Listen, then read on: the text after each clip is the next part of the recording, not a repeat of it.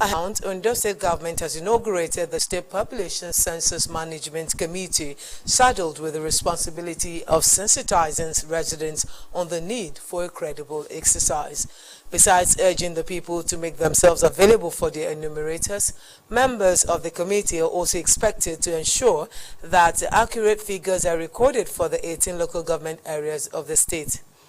A statement by the Administrative Secretary, Ministry of Information and Orientation, Toyin Onishile, said the committee is chaired by the Commissioner for Economic Planning and Budget, Emmanuel Egbason, with the likes of Commissioner for Finance, Mr. Wale Akintarewa, Education Commissioner Femi Agagu, Commissioner for Information and Orientation, Mrs. Bamidele Ademola Lateju, Commissioner for Local Government and Chieftaincy Affairs, Amidu Takuro, as members. Other members of the committee are Commissioner for Environment, Sunday Akinwalire, Chairman, Ondo State Internal Revenue Service, Tolu Adegbiye, Director General Performance Project Implementation and Monitoring Unit, Babajide Akeredolu, and Permanent Secretary, Ministry of Economic Planning and Budget, Bayo Phillips, even as the State Statistician General, Wale Agumbiade, will serve as the Secretary to the committee. Meanwhile, 2 suspects are now in custody, while 41 motorcycles have been impounded after commercial motorcyclists, popularly known as Okada riders, allegedly killed a policeman along the Apapa-Oshodi Expressway in Lagos State. The Lagos State Police Command Public Relations Officer Benjamin Hundeyi, who confirmed the incident, said it happened around the Seller bus stop area of the expressway. He said while the slain officer was a police inspector, the rampaging motorcyclist also injured a divisional police officer.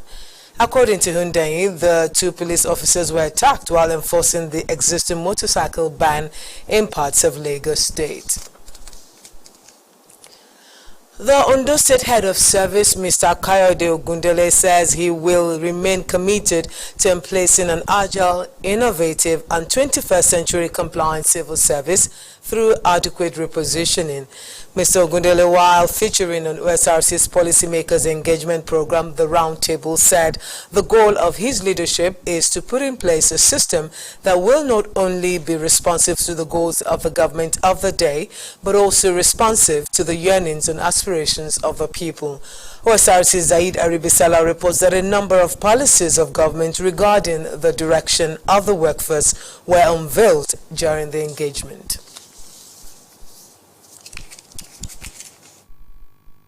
Service in Ondo State on August the 3rd, 2022. Months into his tenure, he arrives at the headquarters of the Ondo State Media Group to feature on the Round Table, a program which engages policymakers, captain of industries, among others, with a view to deepening conversations for public accountability. The host and chairman, Osrc Media Group, Mr. Kunle Adebayo, said the engagement is not only beaming light on salient issues, but equally cementing relationship between the people and the government. We are proud that we have brought a man who is without blemish and whose service has come without backstabbing and hypocrisy at any point in time of his career. And we are happy that the governor of Ondo State, in making a choice of this our August visitor, sought a man who will help him in his last lap to deliver on a congenial civil service that can produce and that can help the state to anchor its policies to fruition. That is why we feel happy today that the most important issue which have been angling the minds of a lot of workers of this state, of a lot of people in this state who are not in the public service, we have the opportunity to put them in play here, and we have the man to also speak to them, to answer those questions, to shed light. The head of service, Mr. Kayode Ogundele, noted that cogent actions are currently being taken in line with carefully mapped out work plan to make the civil innovative so as to meet up with the demands of the 21st century. We are able to actually meet up with the demands of the 21st century. We are able to walk beyond just what people see as the slow pace of bureaucracy. We are able to walk at a pace that will ensure that what the government, I mean the political class, what they have in mind to accomplish for the populace, that such things are brought to bear and they are accomplished with limited, very limited resources and at a very good time. So we are talking about a civil service that will be very effective, a civil service that will be very efficient, a civil service that will be highly motivated to carry out their job, a civil service that is well trained, they know their onions, and they know what is required of them at any point in time. We are also talking about a civil service where lukewarmness, slothfulness, laziness has no place in our dictionary. The head of service will noted that bureaucratic bottlenecks hitherto associated with civil service is fast disappearing from the system, even as he posited that reward is now a function of competency with no space for undue favoritism. He listed the achievements of his stewardship in the last 7 months to include robust engagement with labor unions, offset of backlog of salary arrears, approval of upward review of emoluments and allowances, just as consequential adjustment for pensioners has made the state first among equals. We believe a step at a time, working in line with our set out goals, working in line with our work plans, would take us to that destination within a very short time.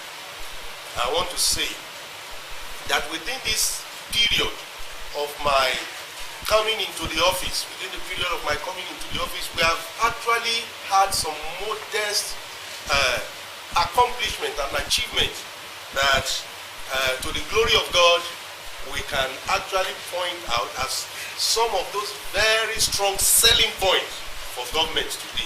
Because whatever is done, like I said, within the civil service has a way of actually reflecting the wishes of government for the public. Because we are also part of the populace. And what are some of these things that we have seen and accomplished? We have actually been able to, within this limited time, see a way of restructuring and reorganizing, because Osrc is a vehicle through which we believe we can achieve some of these things I've actually set out as what we want to see in our public service of this sector. However, insisted that government will not lower its standard in the quest to evolve a civil service that will be the benchmark for other states across the federation. Questions from newsmen within the media group and invited guests appraised reward and punishment within the system, human resources management, capacity building, and sundry issues. Mr. Ogundele also used the medium to announce that the new payment platform for salaries will soon take effect to eliminate fraud and encumbrances encountered by workers. The head of service, who was accompanied by Permanent Secretary, Office of Establishment and Training, and other top civil servants, pledged to keep the flag of efficiency flying to the admiration of government and people of Ondo State. Sahir Aribisala, OSRC News. No fewer than 500 teachers in the riverine area of Ondo State will be trained to enhance their capacity and improve standard of education in the state. Chairman of Ondo State Oil Producing Area Development Commission, Osrc, Sam Erejua, spoke during a tour of schools in Ilaje and the Eseldo local government areas. Our correspondent, Kunle Ariyo, reports. The Ondo State Oil Producing Area Development Commission, Osrc, in collaboration with an NGO, 1 million teachers, has concluded plans to increase the capacity of teachers in Ilaje and the local government areas of the state. This explains the visitation of the commission to ascertain the condition of some schools in the area. It was discovered that most schools lack basic infrastructure, good laboratory, toilet facilities, drinkable water, among others. We don't have electricity in our school. We don't have even computer to use in our school. Our toilet is not well finished. But now our school is never good again. Our environment now is never good. Even toilets we dey use there never good. Everything is done. Principals of Community Grammar School, Sion Pepe, Mr. Nehemiah Igbaishemore, and his counterpart from Community Grammar School, Idiogba, Mr. Orimison Ogunga, called on government to provide basic amenities for the schools. The numbers of teachers we have in the school, we are 14 in number, but unfortunately, 2 of them, 1 have been transferred and 2 are preparing for their retirement. Things are so cumbersome for us. Coming to school is very, very worrisome. Even the students, some of them on their way, their canoe capsize, they go back.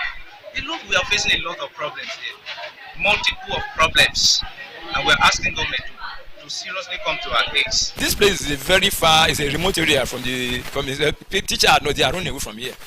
I think the first most important thing that needed to be done by federal government, state government, and NGOs. Director of Lenny 1 Million Teachers, Mrs. Adebukola Aruwoshegben, said the mission of his organization is to train teachers in the area so as to improve their productivity. Young teachers, our goal is to focus on the under-resourced communities to enhance teacher training, quality teacher training, in order to improve and enhance better learning outcome for students. Director of Community Welfare of Osrc, Mr. Wale Mafolabomi, said the commission is ready to give schools in the mandate areas of the state a facelift. A lot of organization in the area of developing our environment, and we will still continue to partner with other development agencies because the funds we have, looking at the economic of there's nothing we can do. So that's why we are ready at any time. Part of the schools visited were Community Grammar School, Sabomi, Apoi National School, Igbotu, LA Primary School, Awoye, among others. Kunle Ariyo, Osrc News. And that concludes Developing Stories. So join us at midday for World at Noon.